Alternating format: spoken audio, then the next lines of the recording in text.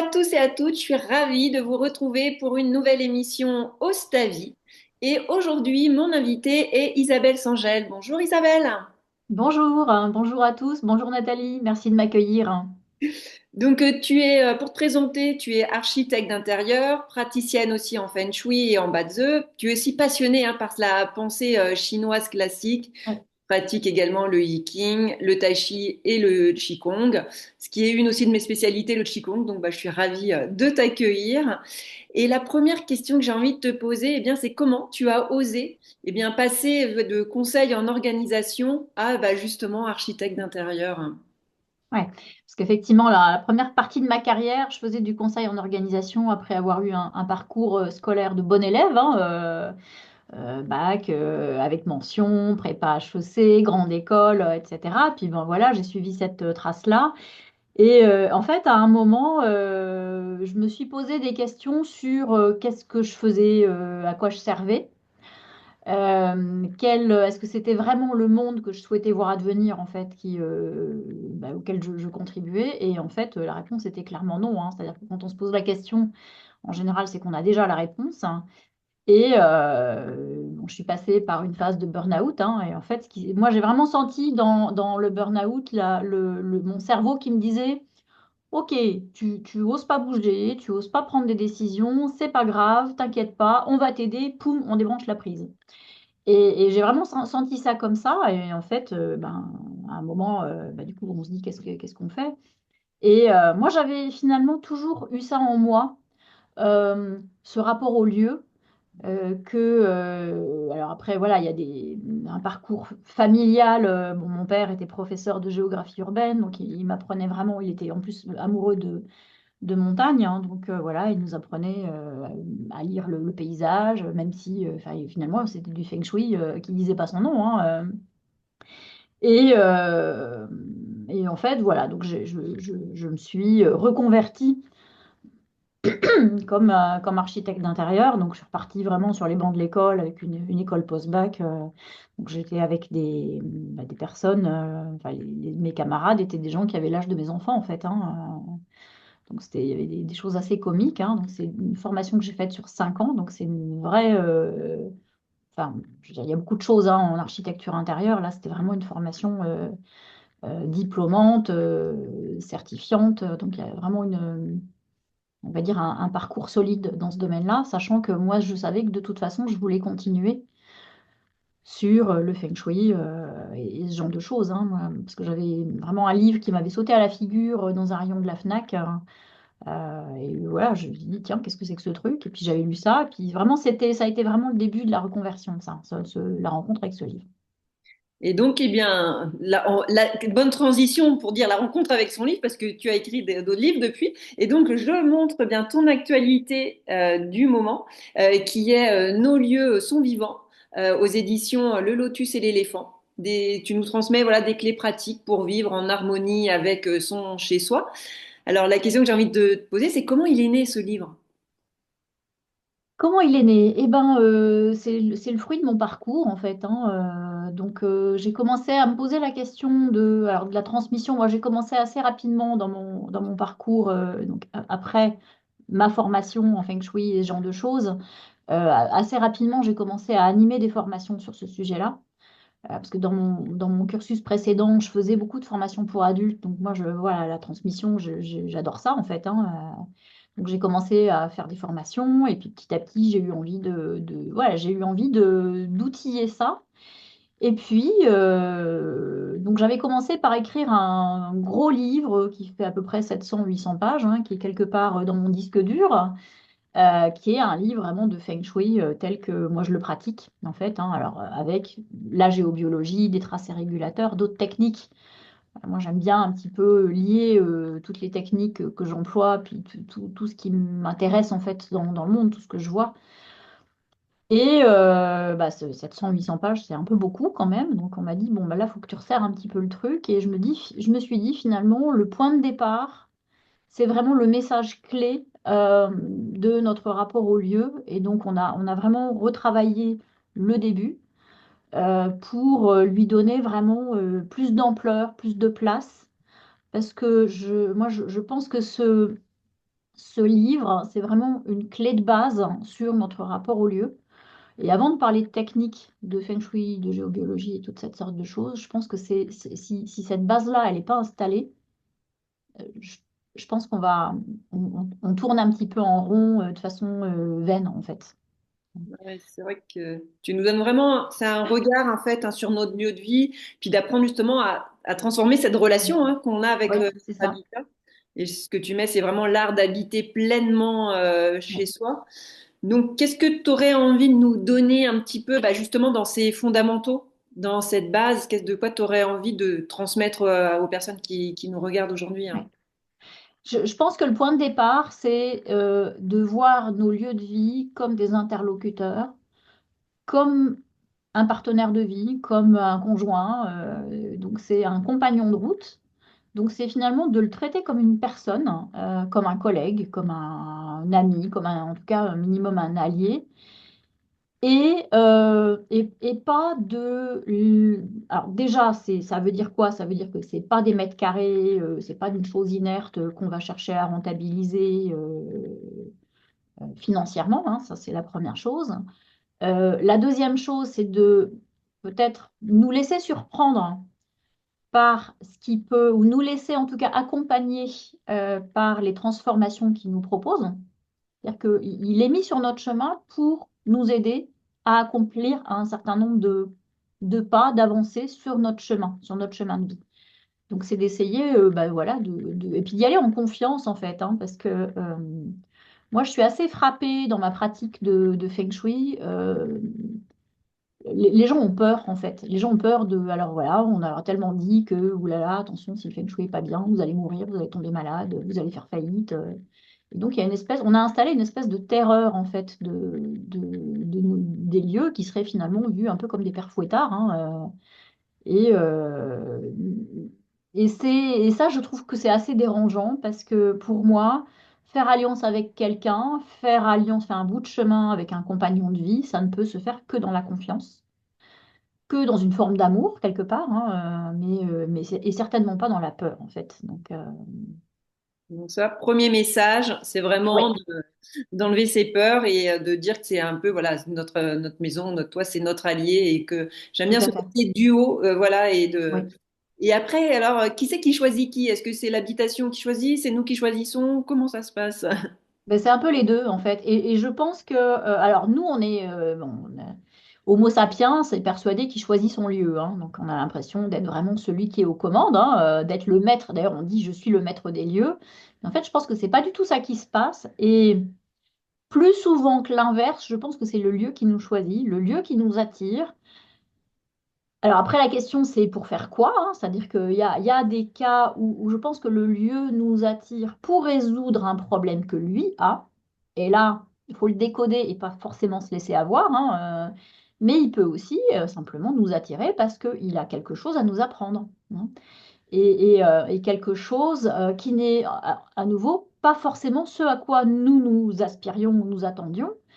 Voilà, parce qu'on essaye d'y aller parfois un peu au chausse-pied en disant, en tout cas moi la demande qui m'est faite en tant que praticienne en Feng Shui, c'est transformer ce lieu, agir sur ce lieu pour qu'il m'amène telle chose, telle chose, telle chose. Donc on me fait la liste de courses hein, un peu, et puis des fois c'est juste pas ça le sens de la vie et c'est pas ça le sens de la rencontre en fait, hein. Donc on peut pas instrumentaliser le lieu en fait.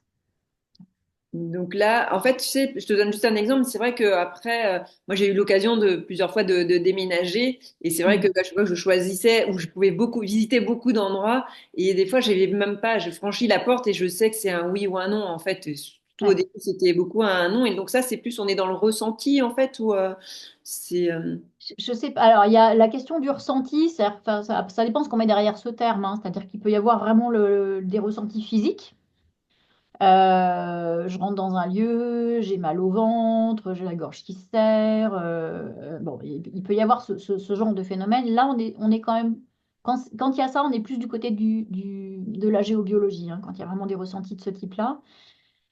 Mais souvent, c'est plus impalpable, hein. C'est vraiment, moi, ça m'est arrivé aussi une fois d'arriver dans un lieu. Je savais tout de suite que j'allais le prendre. J'étais pas rentrée, que je savais que j'allais le prendre en fait. Et il y avait une espèce de, c'est assez impalpable en fait. C'est pas un ressenti physique, il y a un message dans la tête qui dit ce lieu il est pour toi. Et il a quelque chose à t'apprendre et c'est là qu'il faut que tu ailles maintenant, Mm. dans cette phase de vie où tu es. Alors après, ça dure 1 an, 2 ans, 5 ans, 10 ans ou 50 ans, mais en tout cas, ça peut être un passage dans une vie, hein, en tout cas. Et moi, je sais que, tu vois, je suis dans la 5e année dans l'endroit où j'habite et j'ai écrit un livre, tu vois, l'année dernière et je sais que j'étais au bon endroit, en tout cas, pour l'écrire. Parce que, et tu vois, là, je sentais que c'était vraiment, bah, quand j'écrivais, je savais que c'était ici, l'endroit où je suis, que c'était le plus opportun, parce que j'avais eu l'environnement aussi à côté. Donc, je pense qu'effectivement, je savais pas quand j'ai pris l'appart que j'allais écrire un livre, hein. Mais Oui, oui, oui. c'est ça qui est rigolo. Et de se dire, eh ben, voilà, les choses, des fois, sont bien faites sur le chemin, en fait, ça. Donc, c'est des bonnes, j'appelle ça des synchronicités, en fait, des fois, Oui, absolument. ça- Alors après, il y a ce que le lieu favorise dans son ensemble, et après, à l'intérieur du lieu, tu peux avoir effectivement des secteurs. Alors ça, c'est le décodage Feng Shui hein, qui permet de voir ça, de se dire, bah tiens, si j'ai l'intention de faire telle et telle chose, alors c'est mieux que je me mette à tel endroit, parce que ça va amener une énergie qui est favorable à cette activité-là, en fait. Hein. Mais ce que le lieu, quand tu dis, bah tiens, quand je suis arrivée, j'avais pas ce projet d'écrire, et il est apparu quand j'habitais à cet endroit-là, bah, c'est aussi qu'il y a une interaction particulière avec le lieu qui a été mis sur ta route. Alors après, le grand mystère, c'est par qui? Et j'ai pas la réponse, hein, j'aimerais bien, mais donc qui est aux commandes quand on dit bah tiens, tu devrais regarder telle annonce s'il n'y a pas des annonces, tu devrais appeler, tu devrais faire ci. Qu'est-ce qui se passe? Pour moi, c'est un mystère. Hein. Mais en tout cas, de fait, on a vraiment l'impression que et c'est des histoires qu'on m'a souvent racontées. Hein, alors c'est vrai que dans un couple, il peut y avoir une personne qui a flashé sur un lieu et pas l'autre, qui était plutôt en réticence.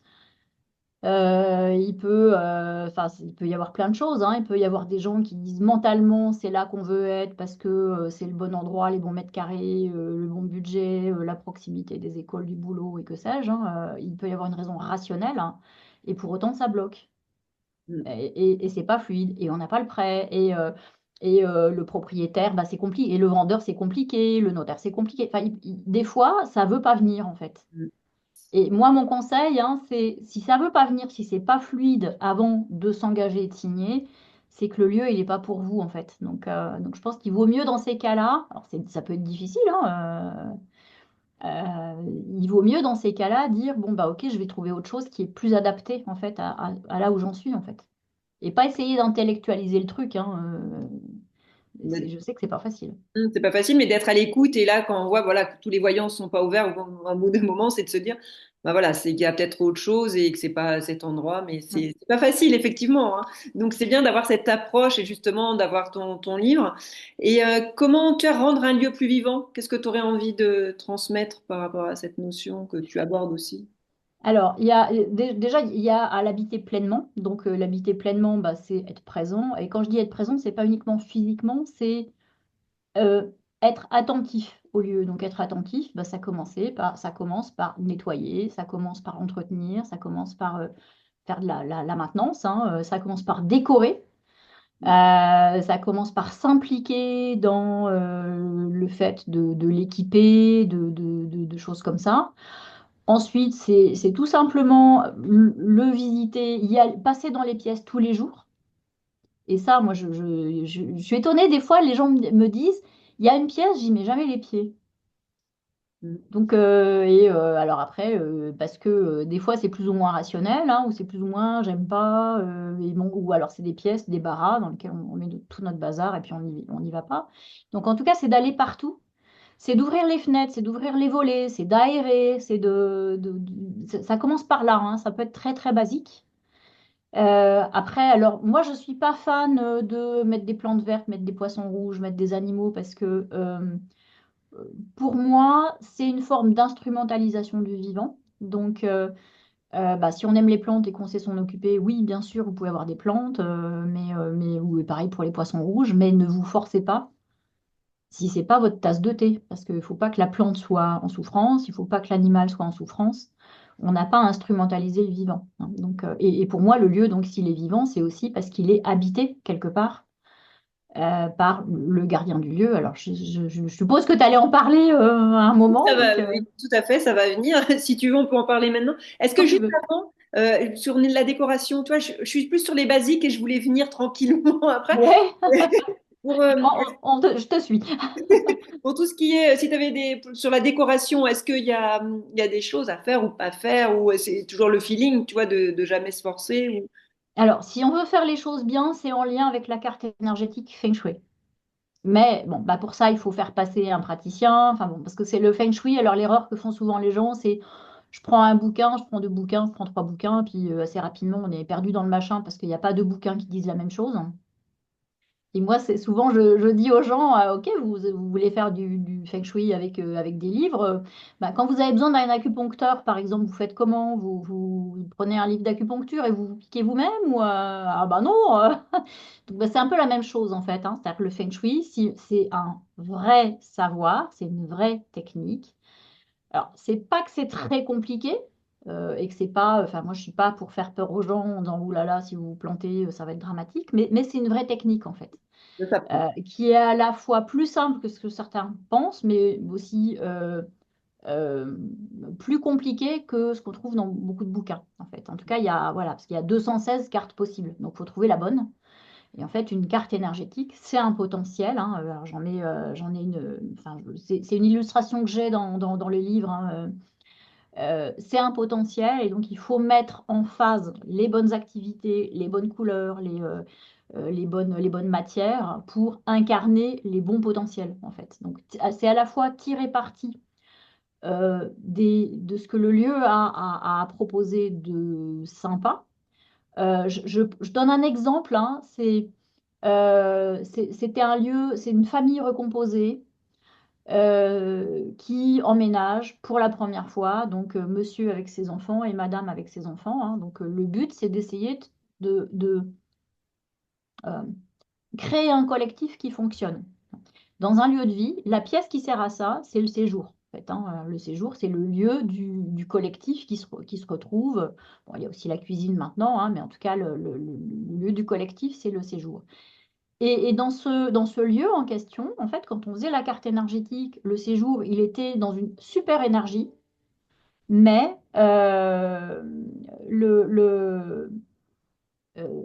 il n'était pas décoré. Alors, il y avait un canapé, mais il n'y avait rien qui donnait vraiment envie. Il n'y avait pas le côté cosy, en fait, qui faisait qu'on avait envie de se poser, de prendre son thé, de papoter. Et en fait, il manquait quoi? Il manquait un tapis, il manquait des coussins, il manquait des rideaux, il manquait des belles lumières. Donc, ça, c'est la déco. Donc la déco, c'est aussi une façon d'investir un lieu.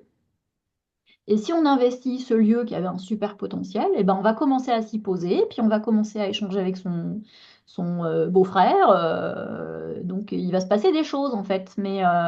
Euh, mais si on n'a pas envie d'aller dans un lieu, si le lieu est désinvesti, en fait, si on n'y va pas, il ne va pas nous apporter ses bienfaits en fait. Mais si on n'a pas la couche carte énergétique Feng Shui, c'est compliqué de choisir les bonnes couleurs, les bons placements en fait. Donc, Ouais, merci pour ces précisions. Et puis voilà, je pense que ça va donner des pistes. Et puis, comme tu dis, ça peut paraître compliqué ou pas compliqué, mais il faut trouver les bonnes personnes et il faut, c'est comme ça. j'ai bien aimé le côté avec l'acupuncture parce que c'est exactement ça. Et la petite, aussi, la petite anecdote que tu donnes dans ton livre, c'est le paillasson. Oui, Est-ce que tu oui. peux nous en dire plus? Alors, le paillasson, ce qu'il faut, alors il y a une notion de base qui est le chi, hein, c'est-à-dire que le lieu, comme notre corps, comme tout ce qui existe, il est parcouru par ce qu'on appelle les souffles, le souffle vital, le chi, hein, en chinois. Alors qu'on pourrait traduire par énergie, c'est plus souffle vital qu'énergie qui est trop flou. Donc ce chi, si on veut que le lieu soit vivant, justement, il faut que ce chi, il ait envie de rentrer. Par où ils rentrent par la porte, ils rentrent par les fenêtres. Donc déjà, alors, je parlais du ménage, c'est nettoyer les carreaux, nettoyer la porte. Il faut que quand il arrive devant votre porte, ils se disent, bah tiens, ça a l'air sympa, j'ai envie d'entrer. Donc pour ça, bah, il faut que la porte soit propre, bien entretenue. Si elle est écaillée, c'est pas top. Et le paillasson, c'est hyper important parce que, alors, en plus maintenant des paillassons, il y en a plein de sortes différentes. Qu'est-ce qu'il dit votre paillasson? Est-ce qu'il est propre? Alors déjà, est-ce qu'il y en a un? S'il y en a un, c'est une façon de euh, c'est un peu la piste d'atterrissage du chi qui se pose devant votre porte et qui dit, tiens, qu'est-ce que je fais? Je rentre pas. Hein. Donc il faut l'accueillir, hein, ce chi. Donc, et ça commence avant de franchir votre porte. Donc le paillasson, bah, c'est quel est le message que vous envoyez au chi, hein? C'est est-ce que bien c'est bienvenu, c'est on est content de te voir, ou est-ce que c'est fous le camp, j'ai envie de voir personne. Hein. Effectivement, l'anecdote que je raconte dans le livre, hein, c'était une jeune femme qui me disait bah voilà, elle était seule dans sa vie, elle aurait voulu que ça change. Et quand j'arrive devant le pas de sa porte, je vois un personnage sur le paillasson qui dit Go away. Donc, en gros, full camp. Donc, je dis, bah, faut Ça savoir donne ce qu'on veut comment? dans la vie. Hein. Donc, Donc, donc, soyons, voilà, le chi ne comprend pas le second degré. Donc, il prend les choses au premier degré, voilà. ça, je trouve que c'est vraiment une très bonne anecdote. Donc déjà, commencez par regarder l'entrée, le paillasson, comment il est. Vous voyez, vous pouvez nous mettre dans les commentaires aussi bah, justement ce que vous en pensez déjà de cette interview. Et puis on va aller bah, justement sur la spécificité hein, de ton livre qui est sur justement le maître des lieux ou le gardien des lieux. Je trouve qu'il n'y a pas beaucoup d'informations sur ça et donc c'est Ouais. super que tu puisses bah, nous le transmettre. Donc qu'est-ce que tu aurais envie de nous dire? Alors, bah, c'est un vaste sujet, le gardien des lieux. Alors, peut-être déjà raconter comment moi j'ai. Alors, ça, c'est un sujet dont personne ne m'a jamais parlé, ça ne m'a pas été transmis. Alors, on en entend parler de temps en temps dans les géobiologues, par exemple, disent bon, quand vous rentrez dans un haut lieu tellurique, il y a un gardien, il faut le saluer, on ne rentre pas comme ça, etc. Donc, dans les hauts lieux telluriques, on reconnaît cette particularité-là. Mais par contre, dans les lieux du quotidien, on n'en parle pas tellement. Alors, il y a des gens dans leur pratique qui disent ah bah oui, je demande l'autorisation au lieu, mais on dit jamais je demande l'autorisation, mais à qui? Donc c'est assez flou. Et en fait, donc en feng shui, moi, j'en ai jamais parlé. Hein, et en fait, ça m'est venu. Alors, le premier gardien que j'ai rencontré, en fait, c'était donc sur une intervention client.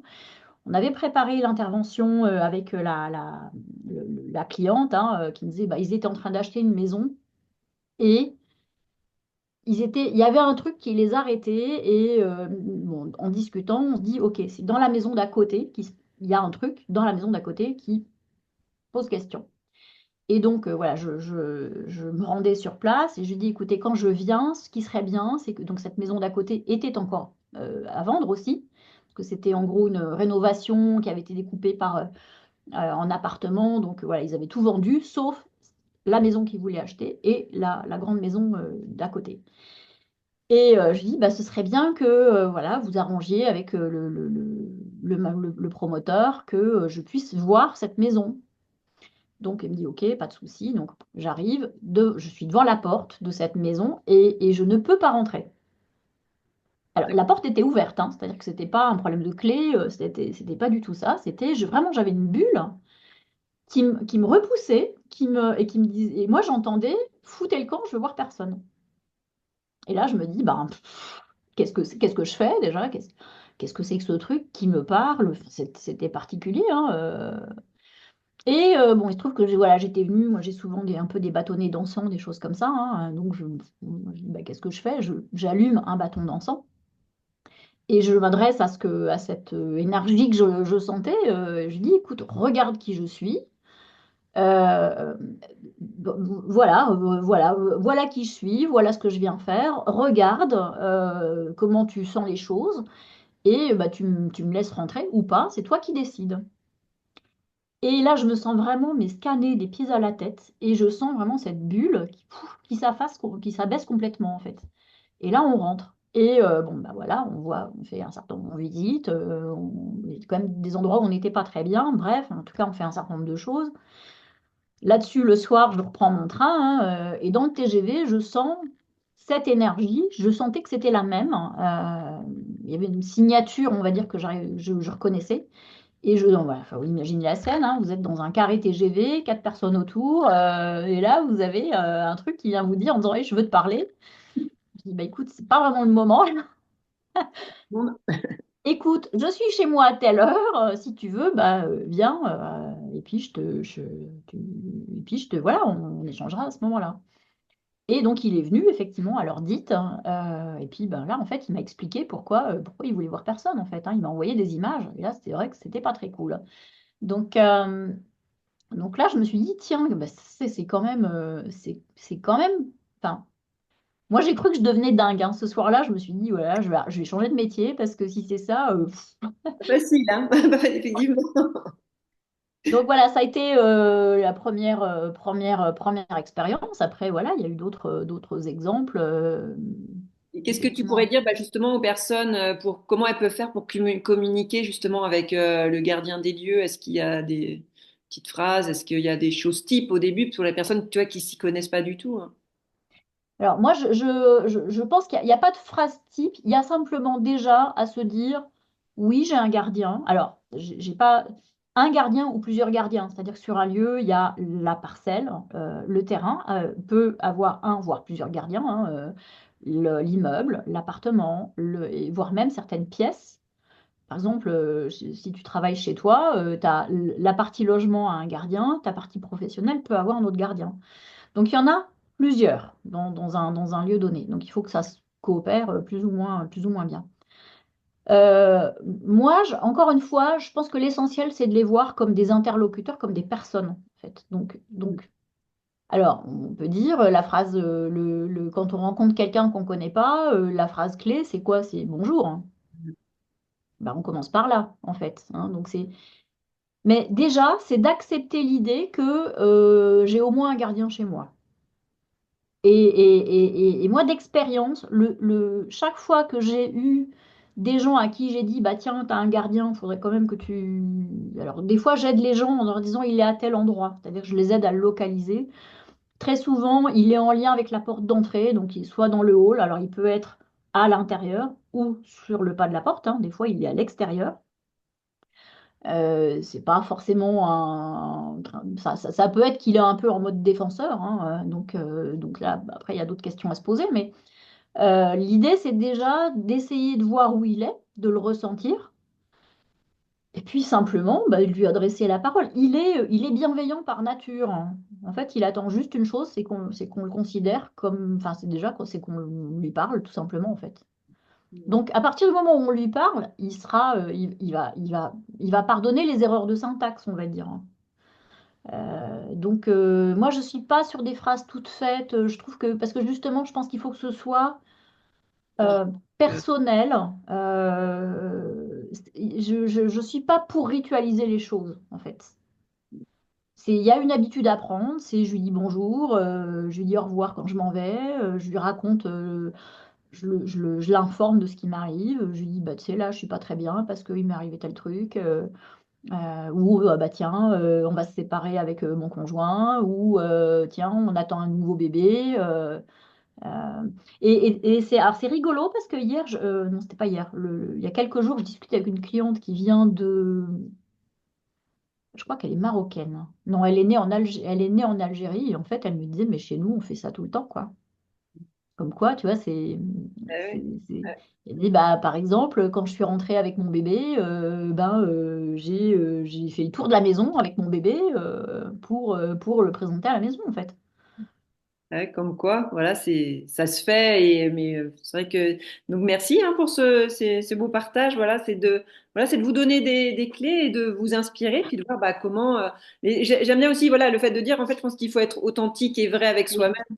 Donc c'est pour ça qu'il n'y a pas de phrase type et c'est juste de le faire bah, en fonction aussi bah, je suis plus sur le ressenti de dire bah, comment vous avez envie de communiquer, de faire allier, juste, ouais, comme tu disais, c'est un compagnon et juste ouais. d'informer. J'aime bien aussi De de. l'informer, oui. En fait, je dirais, c'est juste ne pas seulement lui adresser la parole quand on a besoin de quelque chose.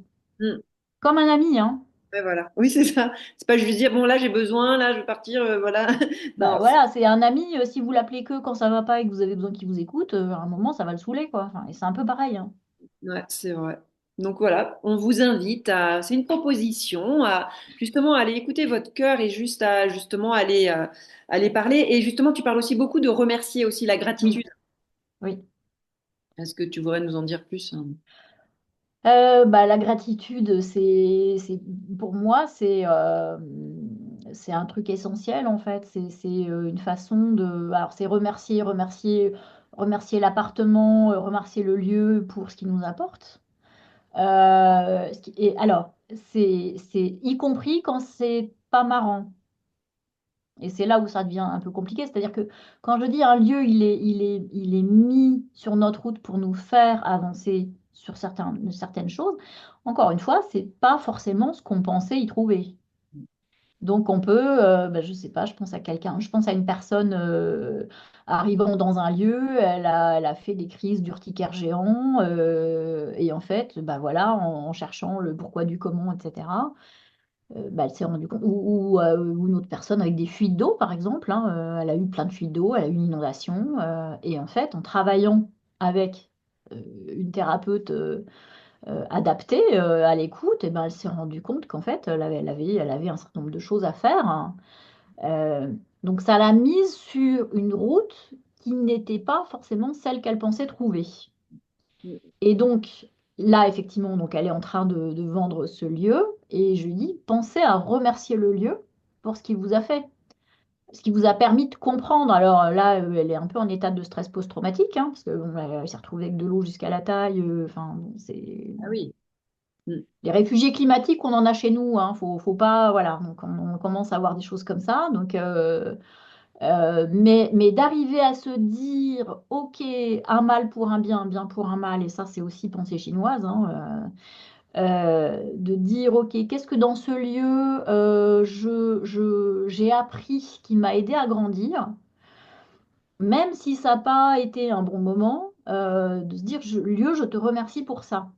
Hein, ou je te remercie de m'avoir fait L'idée, c'est vraiment d'essayer d'identifier ce pourquoi le lieu nous a été utile, constructif, C'est un peu et un de le reflet. remercier. Ouais. Il y a un peu un reflet, en fait, et c'est d'aller après justement chercher plus loin, Ouais, mais de se dire s'il y a des fuites, s'il y a des pannes, s'il y a des choses comme ça.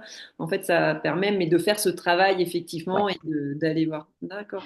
C'est comme ça que les lieux nous parlent, hein. C'est avec des dysfonctionnements, des lampes qui claquent, des fuites, des robinets qui se bouchent. Enfin, c'est le langage du bâtiment, en fait, hein. C'est ça, voilà, pour nous transmettre un message, à dire, c'est un peu comme le corps, hein. Quand le corps, bah, on veut pas comprendre le message par le mental, eh bien le corps parle et pour avoir des douleurs et c'est d'aller chercher aussi la cause. Et bien, je veux dire que c'est voilà. Et souvent, j'aime bien dire aussi que notre corps, c'est notre maison. Oui, complètement. Hein, c'est ça, et donc ça nous donne cette protection, mais ça, comment on va l'entretenir, et ça reflète vraiment aussi l'intérieur, l'extérieur. Et tu parles aussi tu me donnes un petit test aussi que j'ai bien aimé sur la façon de s'ancrer, si on est nomade ou si on est Oui, plus sédentaire. oui. Je veux bien que tu nous en parles aussi. Alors, nomade et sédentaire, en fait, c'est deux grands archétypes alors c'est des peuples, hein. Bon, moi, déjà, je voudrais rendre hommage à une personne avec qui j'échange beaucoup, qui s'appelle Audrey Chapeau. Et cette partie-là, particulièrement, c'est beaucoup nourri de nos échanges parce que, alors moi, je suis plutôt sédentaire, hein, elle est plutôt nomade. Donc c'est en discutant avec elle qu'on s'est rendu compte que, et puis en plus elle est ethnologue, donc nomade, ça nous parle de choses particulières, hein, dans sa pratique, enfin dans ses compétences, hein. Et donc c'est vraiment les échanges qu'on a pu avoir qui m'ont permis de se dire, bah, finalement, il y a deux façons d'habiter qui sont différentes. Et alors, on parle de peuple nomade, peuple sédentaire ou peuple semi-nomade, mais là, je parle vraiment d'une façon d'habiter différente qui peut être là par exemple en société française, on est plutôt sédentarisé, on va dire, hein. Mais dans une même famille, vous pouvez très bien avoir un nomade, ou dans un couple, un nomade, un sédentaire. Et en fait, ça peut gripper un peu. Moi, j'ai eu parfois en consultation des gens qui me disaient je suis pas assez ancré, j'ai besoin de m'ancrer dans un lieu. Et en fait, quand je voyais la trame énergétique, je me dis, bon non, pourquoi vous dites que vous n'êtes pas ancré? Enfin, moi, c'est pas ça que je vois, quoi.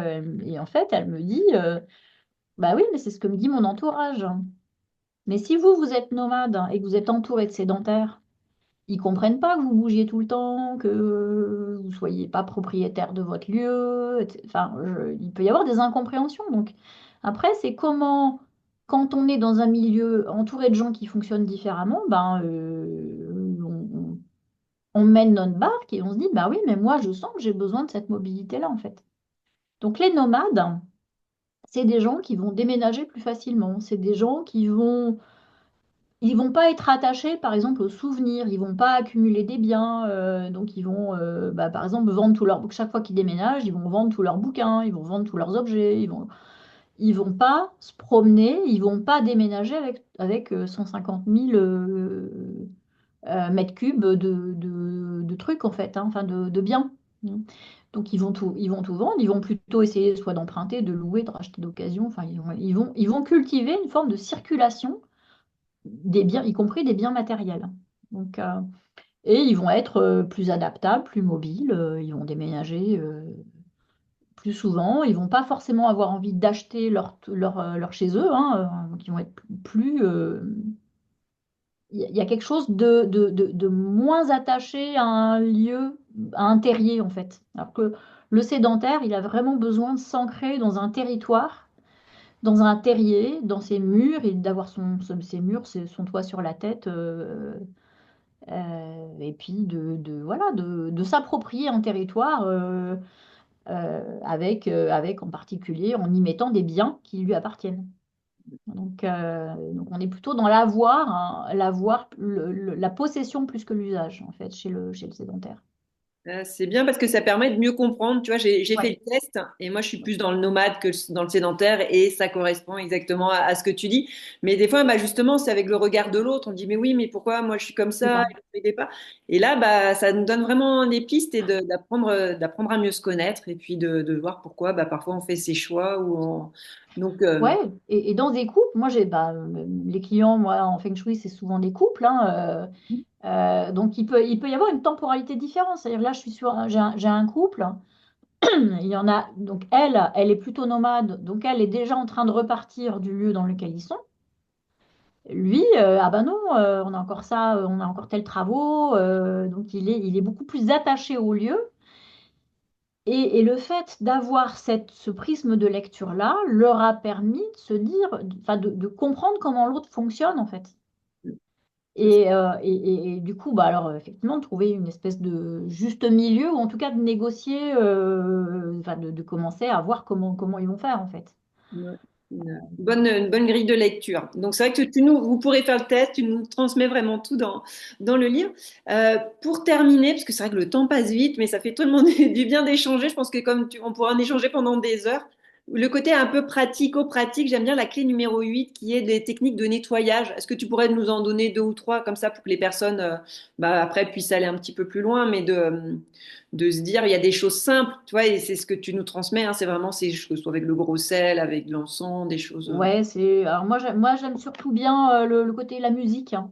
Hmm, C'est d'écouter simplement, de mettre de la musique enfin, après qui monte le taux vibratoire, donc c'est bon, ben voilà, c'est plutôt des chants grégoriens, Mozart. L'idée c'est que ce soit surtout une musique qui vous fait du bien, que vous aimez, qui vous donne envie de chanter et de danser, hein. Je dirais que c'est ça le top du top. Après, bah, il y a effectivement les fumigations à l'encens, les fumigations à la sauge blanche amérindienne que maintenant on trouve beaucoup plus facilement dans les magasins bio. Donc l'idée, en fait, c'est quand alors, la question, c'est quand est-ce qu'il faut le faire? Bah, chaque fois que vous avez l'impression qu'il faut le faire, en tout cas, moi, sauger, je ne le fais pas toujours, hein, ou l'encens, je ne le fais pas toujours. C'est assez contraignant parce que ensuite, il faut aérer. Enfin, bon, je trouve que c'est quand même. Il y a une contrainte. Mais par contre, sur des choses lourdes, ben, on va mettre du gros sel, par exemple, ou pour des objets, hein, ça va être du gros sel. On va les mettre. Euh, il y a des choses qu'il ne faut pas mettre dans le gros sel, mais en tout cas, l'utilisation du gros sel étalé sur le sol, qu'on laisse poser pendant 24 heures et qu'après on aspire et qu'on jette à la terre. Il ne faut surtout pas le mettre dans les... Une toilette. dans les tuyauteries, parce que sinon vous redégagez tous les miasmes, donc c'est pas forcément l'idéal. La musique, beaucoup. Ça, c'est bien comme astuce, hein. Je trouve que de le dire et après de le faire en conscience en même temps. De dire qu'en même temps que vous écoutez de la musique, ça vous fait plaisir, mais ça fait plaisir aussi au lieu. Donc c'est vraiment bien. Le Paolo Santo aussi, je trouve que c'est plus Palo facile. Santo, oui, c'est vrai. Alors moi, alors moi, je suis pas une grande pro du nettoyage des lieux. Hein. C'est pas quelque chose. Si vous pensez avoir des entités ou des mémoires chez vous, c'est pas moi qu'il faut contacter, hein, parce Il y que a je d'autres suis vraiment pas. spécialistes. Voilà, il y a Voilà, d'autres personnes dont c'est plus le métier. Mais oui, en tout cas, le Palo Santo, ouais, on dit effectivement que faire brûler ce bois peut avoir un effet nettoyant, effectivement.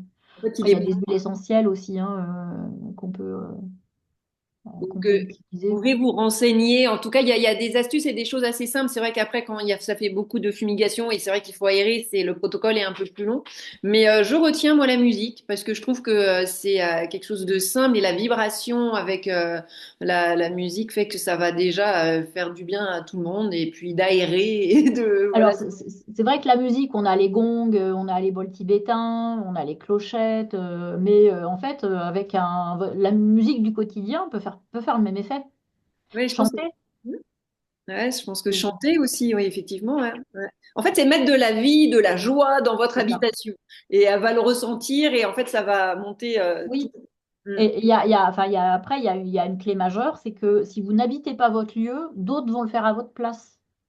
Et d'autres, c'est qui? Ben, c'est des mémoires, c'est des entités, c'est Mm. des influences autres qui ne sont pas forcément désirables pour vous. Donc je dirais la première chose, c'est de ne pas laisser la place à d'autres, Mm.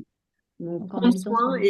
et de l'habiter pleinement et d'être content d'être là où vous êtes et puis de le mettre aussi, comme on parlait de décoration tout à l'heure, c'est vraiment de l'entretenir aussi, comme tu disais, quand il y a des ampoules, des choses simples en fait, mais c'est Ouais. de te dire, oh, on attendra plus tard et tout. Et j'aimais bien aussi dans ton livre, tu disais, c'est pas aussi, il faut pas que ce soit tout le temps de se dire, il faut toujours bien ranger, il faut laisser aussi se faire circuler cette énergie et Oui, ça fait du bien. oui, c'est très culpabilisant, hein, ce côté. Alors, c'est bon, la papesse du rangement, c'est Marie Kondo, hein, qui a quand même eu, il y a quelques mois, une parole. Alors, moi, je l'aurais remerciée de dire ça. C'est en fait, elle dit j'ai un peu lâché prise sur le rangement, parce qu'en fait, maintenant, j'ai trois enfants. Mm. Et c'est vrai que quand vous êtes parent, vous avez trois enfants, en plus, bon, les parents modernes, enfin, c'est vrai qu'il y a plein de jouets partout, hein, et enfin, je veux dire, avoir une maison bien rangée quand vous avez trois enfants, c'est juste, bah, c'est rangé à un instant T, mais ça peut pas rester rangé tout le temps parce que sinon vous rigidifiez les choses en fait. Bah, le désordre, la vie suppose un minimum de désordre. Mm. Euh, voilà, Trouver après, les bon, bah, Voilà, trouver l'équilibre en tout cas, mais c'est ça, c'est ça. voilà, d'habiter, de vous faire plaisir, de remercier. Si tu avais un dernier message à faire passer, qu'est-ce que tu aurais envie de transmettre aux personnes? J'ai dit déjà tellement de choses. Oui, c'est tellement riche. Un dernier message. euh, ouais, c'est de faire confiance en fait, faire confiance en nos lieux. Et puis, de se dire que même s'il y a des choses pas, de ne pas vouloir la perfection, en fait, le lieu parfait n'existe pas. Ça, c'est vraiment, je pense que c'est une des phrases que je dis le plus souvent à mes clients. Ah, bah, Donc, merci. voilà. Voilà, on finira sur le lieu parfait n'existe pas. À vous de l'entretenir, à vous d'y mettre votre sauce, à vous de l'animer, en tout cas du mieux possible. Et puis de l'améliorer, parce que c'est comme le conjoint parfait n'existe pas, c'est le nez parfait n'existe pas, les cheveux parfaits n'existent pas. Enfin bon, c'est un moment, c'est aussi la vie, c'est l'imperfection en fait. C'est ça. Donc c'est de faire avec, de l'améliorer, puis d'apprendre à aimer ses imperfections en fait. Tout à fait. Oh, en tout cas, merci beaucoup pour ce bel échange. Ça fait vraiment Merci à du toi, bien. merci à vous. Et puis, je mettrai sous la vidéo, bah voilà, le lien de ton site internet, comment on peut te joindre et aussi sur les réseaux pour te suivre. Donc, merci beaucoup. En tout cas, bah, si vous avez aimé cette interview, n'hésitez pas à la liker, justement à vous abonner à ma chaîne YouTube. Et puis, bah, moi, je vous dis à très bientôt pour une prochaine émission Ostavi. Et encore merci Isabelle et à très bientôt. Merci à toi, merci.